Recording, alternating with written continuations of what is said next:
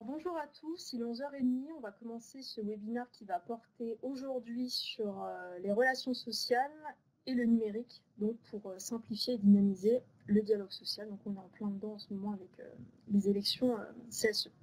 Donc on va se représenter très rapidement, je pense. Donc moi je suis Morgane Thuillier, donc chef de produit chez DocaPost. Bonjour à toutes et à tous, moi Amine Benwali, donc directeur de projet dédié aux relations sociales. Et, bonjour, Xavier Séché, donc directeur commercial chez Voxali. Alors, visiblement, on a un souci de son, enfin de vidéo, mais pas de son. Alors, attendez, on va essayer de regarder ça.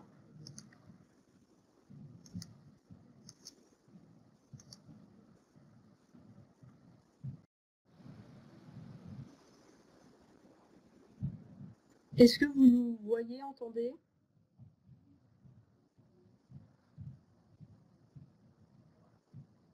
Apparemment, ça a focusé que sur moi là. Alors.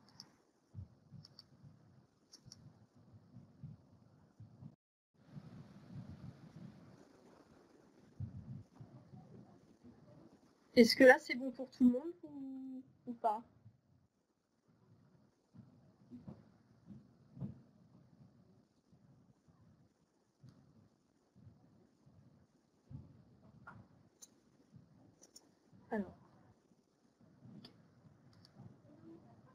Alors, on va poursuivre, excusez-nous pour ce petit contretemps technique. Alors tout d'abord, on va commencer donc, au niveau des relations sociales avec le cadre réglementaire et comment le numérique est venu s'imbriquer au fil des années. Alors, on va repartir il y a déjà 12 ans, en 2007, donc avec le premier décret qui a permis le recours au vote électronique donc pour les élections professionnelles, donc avec accord des organisations syndicales. 2 ans après, un autre pas avec le numérique était amorcé au niveau des bulletins de paie. Donc les entreprises avaient la possibilité, donc, avec accord du salarié, de délivrer les bulletins de paie de manière électronique dans un coffre-fort numérique. En 2010, on a eu les délibérations de la CNIL au niveau de la sécurité des systèmes de vote. Mais on va s'attarder un peu plus sur 2015, puisque c'est surtout cette loi-là qui a régi d'une manière générale les relations sociales, avec la fameuse loi Rebsamen et la fameuse BDES, donc qui est une contrainte réglementaire pour les entreprises, qui concernait tout d'abord les entreprises de moins de 300 salariés, puis après l'obligation réglementaire a impacté les entreprises de plus de 300 salariés. En 2016, on a aussi eu la loi travail qui est venue mettre un grand coup de pied entre guillemets en termes de relations sociales dans les entreprises, avec la reprise du vote électronique pour les élections professionnelles, mais cette fois-ci en permettant à l'entreprise d'y avoir recours sans accord préalable des organisations syndicales. Idem pour le bulletin de paie, avec donc ce qu'on appelle aujourd'hui l'opt-out. Les entreprises ont la possibilité de distribuer leur bulletin de paie de manière multicanale, donc par la voie numérique dans un coffre-fort et toujours avec la voie papier, mais cette fois sans l'accord préalable du salarié. Et enfin, les ordonnances Macron du 22 décembre 2017, donc il y a déjà 2 ans, qui sont venues refondre les instances représentatives du personnel avec la naissance du CSE, et aussi un impact assez fort sur les heures de délégation qu'on verra un peu plus tard. Qu'on a oublié de le dire en préambule, mais si vous avez des questions au cours de la présentation, surtout n'hésitez pas à les écrire dans le chat. Donc simplifier le dialogue social au sein de l'entreprise. Pour nous, le dialogue social, il se compose en 2 temps. On a tout d'abord donc la fameuse organisation de l'élection professionnelle. Vous n'êtes pas sans savoir que la deadline, c'est le 31/12/2019. Et ensuite, on a, donc pendant la durée du mandat, la plupart du temps c'est 4 ans, on a cette relation entre l'entreprise et les élus tout au long de ce mandat-là. Donc l'objectif de ce webinaire, c'est de vous présenter finalement cette étape 2. Donc une fois que vous avez organisé votre élection et que vous avez vos représentants, comment vous pouvez, avec le numérique, dynamiser le dialogue social avec vos instances. Donc, je vais passer la parole à Amine, qui va vous présenter notre suite de solutions, et Xavier finira avec le dernier module. Alors, le dialogue social, effectivement, en tout cas notre suite de logiciels va intervenir après l'organisation de vos élections professionnelles. Donc c'est une suite qui est assez complète, donc on essaie de l'enrichir avec différents modules. Donc chaque module va être pouvoir déployer, si je puis dire, à la carte en fonction de vos besoins. Donc on va partir des résultats d'élection pour avoir une représentativité. On a un module comité de groupe qu'on verra, on va dire, un peu plus tard, une gestion des accords collectifs. Bien évidemment, donc depuis 2014-2015, c'est, on va dire, notre module phare, la base de données économiques et sociales. Et petit à petit, on a fait évoluer cette suite pour justement permettre de mettre en place en fait les différentes règles de gestion pour les heures de délégation avec la mutualisation, l'annualisation ou même le report. Et on finira également par une présentation de la partie vote en séance avec Xavier en fin de présentation.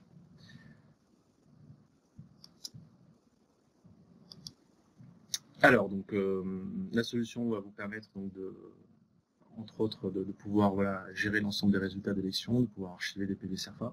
Donc ça, c'est vraiment en fait un socle qui permet de garder en fait l'ensemble des informations liées aux élections professionnelles. On a donc également un autre module permettant on va dire, de calculer cette représentativité.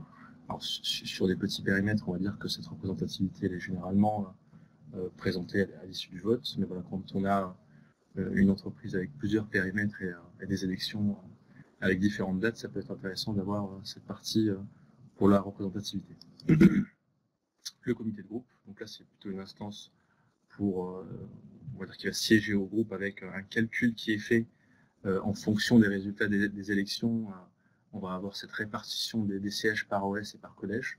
Donc le système va en fait reprendre l'ensemble des résultats d'élection pour vous permettre la constitution de cette instance au niveau groupe. On a également le module d'archivage des accords, qui est là aussi intimement lié avec la partie élection, étant donné qu'on va pouvoir, en fonction des périmètres, voir quels sont les OS qui pourraient être signataires. Donc tout ça, bien évidemment, est calculé en fonction des résultats d'élection qui vont être stockés dans le système. On arrive sur la partie base de données économiques et sociales, donc mis en place depuis juin 2014 pour les entreprises de plus de 300 et juin 2015 pour les entreprises de moins de 300 salariés. Donc on va avoir une traçabilité des documents, une personnalisation de vos rubriques. Donc on n'est pas sur un schéma qui est figé, hein, donc on a une accessibilité aussi qui est assez simple, aussi bien pour les administrateurs RH que pour les représentants. Et bien évidemment, on va avoir des possibilités de recherche multicritères afin de pouvoir retrouver l'information assez rapidement. Alors, on va faire un zoom sur la partie heure de délégation avec différentes fonctionnalités. Je pense que le mieux, ce serait de passer peut-être directement à la démonstration afin de voir, on va dire, deux accès, plutôt un accès côté RH et un accès représentant. Donc on va faire un partage d'écran. Voilà ce qui est fait. Donc je vais me connecter avec une vision administrateur RH. Problème de session. Voilà, donc quand on arrive, ce qu'il faut comprendre en fait ici, c'est qu'on va avoir là, un tableau de bord avec, on voit que les différentes, en tout cas les anciennes instances continuent à cohabiter jusqu'à l'élaboration, en tout cas les élections CSE qui vont être organisées pour l'ensemble des entreprises. Un tableau de bord détaillé avec la vision du consommé et le restant sur l'ensemble des représentants si on est à un niveau entreprise, si je puis dire. La gestion de ce module va se faire tout simplement avec la création de différentes instances au niveau d'une entreprise. Donc ça peut être les différentes commissions, bien évidemment les CSE, les délégués syndicaux. Une fois qu'on va définir ces instances ainsi que les représentants du personnel, on va avoir là une partie plutôt de définition des heures. Donc là aussi, en fonction des différentes typologies de mandats, on va pouvoir établir un certain nombre de quotas. Et ces quotas vont être distribués suite à cette définition. Hey, ça va? Voilà. Non, attends. Je crois que c'est une histoire de... Donc, on va continuer sur la partie suivi des heures. Oui. Donc, on a quelqu'un qui parle. Ouais. Une intervention pas voulue. Bon, on continue donc sur cette démonstration.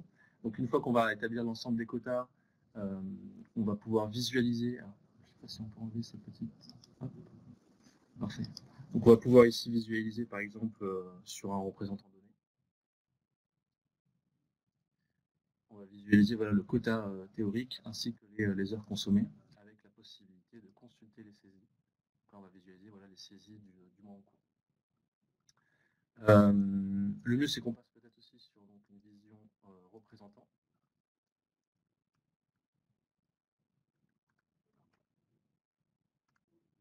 Donc là, le représentant a sur son tableau de bord uniquement les instances voilà, qu'on lui aura affectées sur les étapes précédentes en termes de gestion d'instances. Donc là, il voit aussi sur ces deux mandats la gestion du consommé ainsi que celle en tout cas des heures restantes.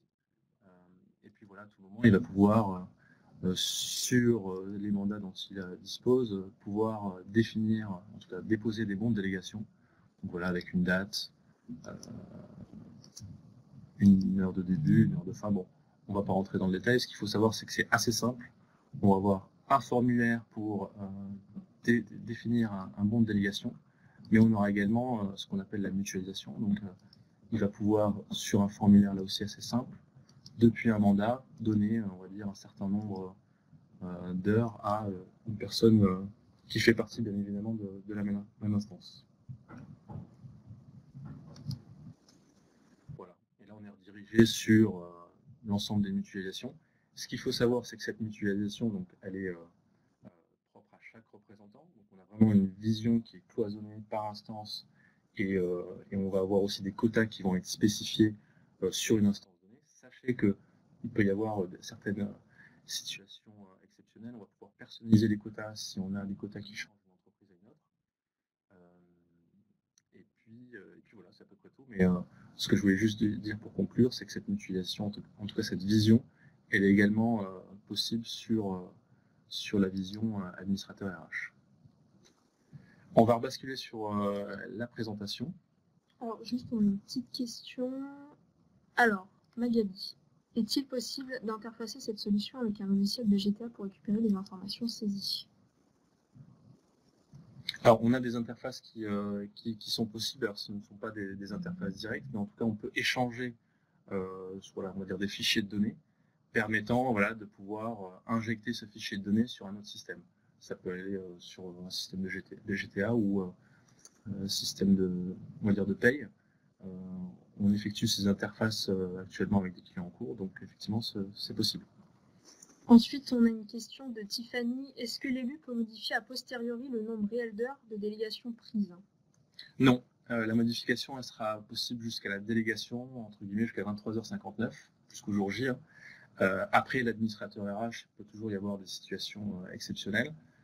Lui a la possibilité de revenir sur un bon de délégation, bien sûr sous le couvert du représentant s'il fait cette demande-là, pour réajuster, en tout cas, ou faire une modification s'il y a eu une erreur sur le bon de délégation. Alors, deux autres petites questions aussi. Donc, Anne-Sophie, comment avez-vous réglé la problématique du suivi du report mois par mois sur 12 mois glissants? Alors, en fait, on a un compteur qui est mensuel en termes de visibilité, mais on a également un compteur annuel.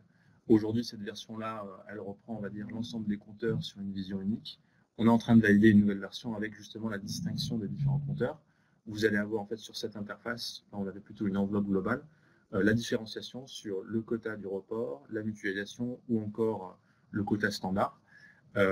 Toujours, en fait, d'un mois à l'autre, on va prendre en compte justement que l'élu ne dépasse pas les 1,5 fois autorisés et vont venir se rajouter sur ce compteur de report le reste, on va dire, du mois d'avant, sans pour autant dépasser ces 1,5 fois. En tout cas, c'est une problématique qui est gérée par le système. Alors, et il y avait Xavier, mais du coup, je pense que tu as déjà répondu. Est-il possible de gérer les transferts d'heures de délégation d'un représentant à l'autre? Oui, c'est ce qu'on a vu tout à l'heure sur la mutualisation. Effectivement, en fonction du paramétrage qu'on aura, on va pouvoir excusez-moi, un petit affichage, on va pouvoir donc faire ce transfert, bien évidemment sur une instance, mais on peut paramétrer voilà, d'autres paramétrages sur différentes instances. Si vous avez d'autres questions sur ce qu'Amine vient de vous présenter, n'hésitez pas à continuer à les poser dans le chat. On aura de toute façon quelques minutes dédiées à la fin pour les autres questions. Et donc on va passer à Xavier, qui va vous présenter la partie de vote, donc ce qu'on appelait le vote en séance. En séance, exactement. Merci Morgane. Effectivement, vous avez donc réalisé vos élections, vous organisez votre première réunion de CSE, et donc nous vous proposons une solution pour faire voter les participants. Simple, intuitif, anonyme et sécurisé, notre outil donc permet de faire voter les membres de votre CSE depuis leur smartphone, en présentiel ou à distance. Donc vous allez créer donc rapidement et très simplement une réunion, donc en déterminant date, heure, etc. Vous saisissez ensuite les délibérations que vous souhaitez voir abordées lors de cette réunion. Ensuite, vous pouvez, à l'aide de l'outil, contrôler et modifier les coordonnées des participants. Puis, vous allez envoyer donc des invitations à voter. Vous allez ensuite réceptionner ces invitations par SMS pour faire l'appel donc des gens présents et qui vont pouvoir donc voter sur cette résolution. Ensuite, eh bien, vous gérez l'ouverture, le suivi et la clôture de chaque vote en temps réel, et ensuite, au fil de l'eau et immédiatement derrière, dépouiller et partager donc les résultats automatiquement en séance. C'est très intuitif, c'est très simple à utiliser, et voilà donc les différentes étapes chronologiques que vous allez devoir réaliser. Écran suivant, donc à travers l'interface qui est dédiée à l'organisateur, on va pouvoir donc reprendre toutes les étapes décrites précédemment. Je précise que également l'outil va archiver, donc on va pouvoir à l'aide de cet outil consulter l'historique des réunions et des résultats des votes qui ont eu lieu lors des réunions précédentes. Donc c'est un véritable outil sur toute l'année par exemple, sur une période la plus longue possible. Voilà, côté organisateur, donc une interface donc très simple d'utilisation, et côté par contre utilisateur, voilà les 5 écrans du smartphone que l'utilisateur pourra observer, à savoir le premier écran, la réception de l'invitation, et puis ensuite donc quand il y a un vote à réaliser, un choix est offert entre favorable, défavorable et abstention. La confirmation de ce choix, c'est-à-dire je choisis favorable et donc je vote favorable, et un accusé de réception, mon vote a bien été pris en considération par le système, et ensuite le dernier écran, le résultat de ce vote point par point. Donc il peut y avoir un seul vote, il peut y en avoir une dizaine, on fait vraiment ce qu'on veut à travers cette réunion. Voilà l'outil qu'on vous propose et qui est très souple, qui est tout à fait original, qui est nouveau et facile d'utilisation, et je peux vous dire, les premiers clients que nous avons sur cette solution apprécient énormément ce système simple à mettre en œuvre. Merci Xavier. Donc, toujours, n'hésitez pas si vous avez des questions. On a une nouvelle question de Pascal. Comment est géré l'accord de l'élu qui cède ses heures? Alors, on a un paramétrage qui permet en fait la validation de l'élu qui va recevoir ou qui va céder. Là, ce que je vous ai montré, c'est une validation automatique. Donc, je vais céder les heures en tant que représentant titulaire à un suppléant. Par contre, on peut paramétrer pour que le suppléant puisse valider, en tout cas donner son accord pour recevoir les heures du titulaire, par exemple. Donc, il y a un espèce de workflow de validation qui peut être possible. Alors, pour résumer du coup les différents éléments qu'on a évoqués pendant ce webinaire, donc au niveau des bénéfices et avantages, donc, que ce soit pour la partie suite ou même pour la partie vote en séance, on est sur des environnements avec des interfaces ergonomiques et fluides et intuitives qui permettent l'adoption finalement de l'outil par l'élu ou même la partie RH côté entreprise. On a aussi la conformité réglementaire, notamment avec la BDES, où là, du coup, vous allez pouvoir mettre à disposition les différents documents relatifs à cette réglementation, toujours avec un accès unique pour vos élus. Que ce soit aussi là, pour l'élu ou pour vous, on est sur des process de dématérialisation et d'automatisation, et donc dématérialisé, ce qui permet un gain de temps, mais aussi une notion d'efficience, puisque vous allez traiter différents sujets avec un seul outil. Et ça nous amène aussi à la centralisation des informations, puisque tout au long du mandat, finalement, que ce soit le côté entreprise ou le côté élu, vous allez pouvoir échanger et dialoguer à partir d'un point central qui sera donc la solution de gestion de relations sociales pour ce que vous a présenté Amine, et pour les votes en séance, cette interface qui va permettre le vote à distance et donc apporter aussi une nouveauté dans le dialogue social. Alors, nous avons d'autres questions. Donc, vous inquiétez pas si on n'a pas le temps de répondre à vos questions ou si on doit creuser pour répondre à d'autres questions, on reviendra vers vous. Donc, on a une autre question de Magali. Comment est assurée l'authenticité du vote, notamment sur l'identité du votant? Donc ça, je pense que c'est pour le vote en séance. Alors, en amont, on a bien sûr programmé la solution avec donc suite aux élections, donc avec les gens élus et qui sont destinataires qui peuvent être donc appelés à voter s'ils sont présents bien sûr lors de cette réunion. Et donc les systèmes de sécurité que nous utilisons sur ce vote en séance sont du même niveau que pour des élections professionnelles. C'est bien ça l'intérêt de cette solution. Ce n'est pas juste une solution entre guillemets une consultation, c'est bien un vote et c'est un vote sécurisé qui requiert toutes les sécurités donc exigées pour un vote dans une élection professionnelle. Je ne peux pas le détailler ici, mais on est bien sur une solution sécurisée dans ce vote en séance. Ensuite, une autre question de Tiffany. Est-ce possible de combiner ce vote avec une possibilité d'accès au site internet sécurisé pour les personnes qui n'ont pas de smartphone notamment? Oui, c'est envisageable. Aujourd'hui, anecdote, des entreprises ont jugé plus intéressant économiquement, sans doute, d'acheter et d'offrir un smartphone à leurs salariés pour bénéficier donc de cet outil et donc éviter les déplacements, parce que donc on fait ce vote en présentiel, comme je l'ai dit, mais également à distance. Donc, on peut imaginer derrière les gains entre autres sur les frais de déplacement quand on a une population qui est répartie sur l'ensemble du territoire métropolitain. Merci Xavier. Une autre question pour toi, je pense. Comment gère-t-on les absences liées aux réunions convoquées par l'employeur? Question de Marie. Alors, c'est justement l'organisateur qui va en début de séance faire son appel et qui va sur l'interface préciser qui est présent et qui va pouvoir voter et qui est absent et qui donc ne votera pas. Donc tout ça est en début de séance à travers l'interface paramétré par l'organisateur, mais de façon très simple.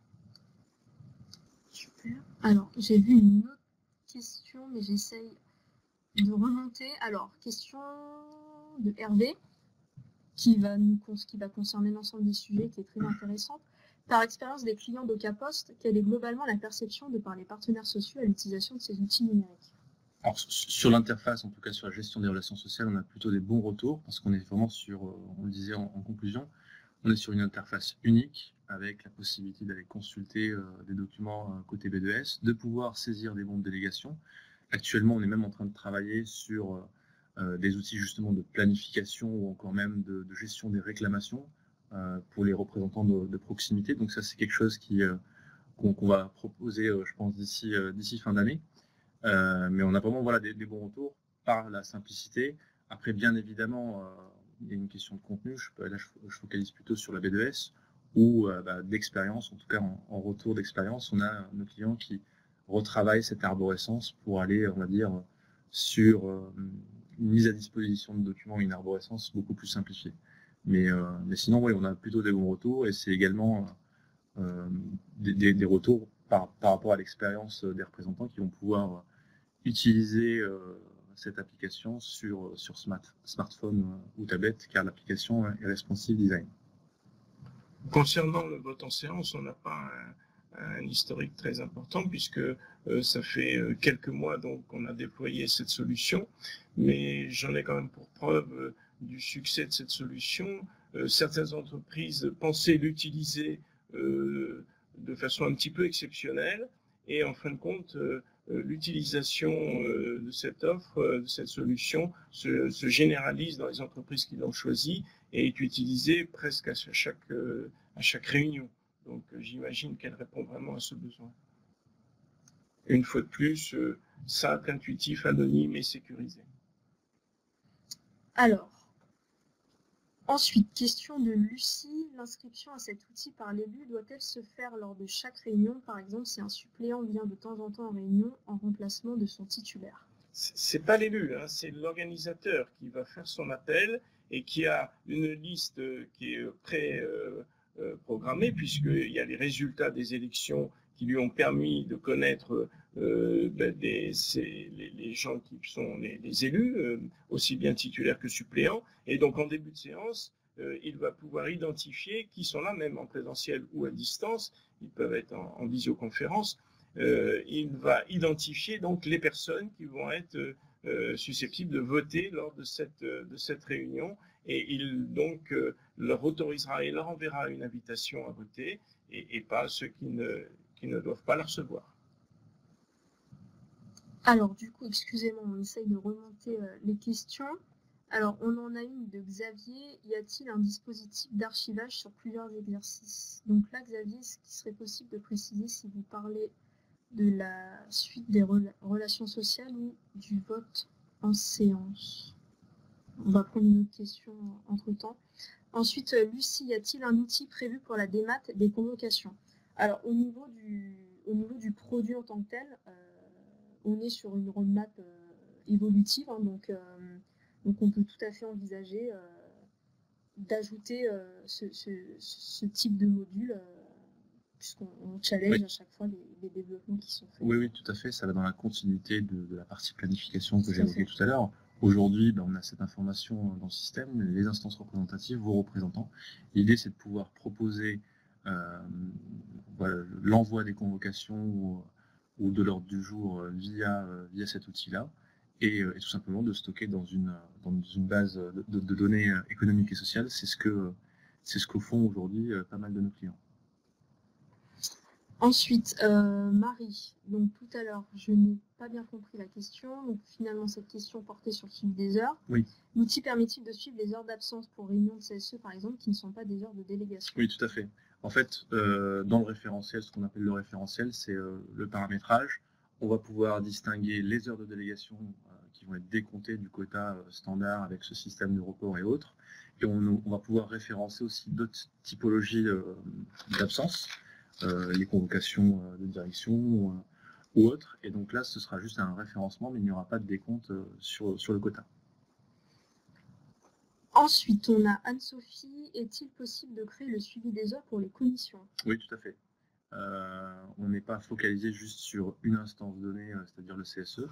Vous avez la possibilité de créer tout type d'instance et d'y associer un suivi d'heures, donc tout simplement un quota. Donc on gère également les heures conventionnelles, les pots communs entre guillemets, ça peut exister. Donc il y a il n'y a aucune contrainte pour gérer le suivi des heures pour les commissions. Super. Il est midi. Merci à tous d'avoir participé. Du coup, pour Xavier, probablement qu'on reviendra vers vous pour répondre de manière plus précise à votre question. Et n'hésitez pas à nous contacter en direct si vous avez d'autres questions. On vous remercie pour votre participation. Merci. Merci. Bonne journée, au revoir.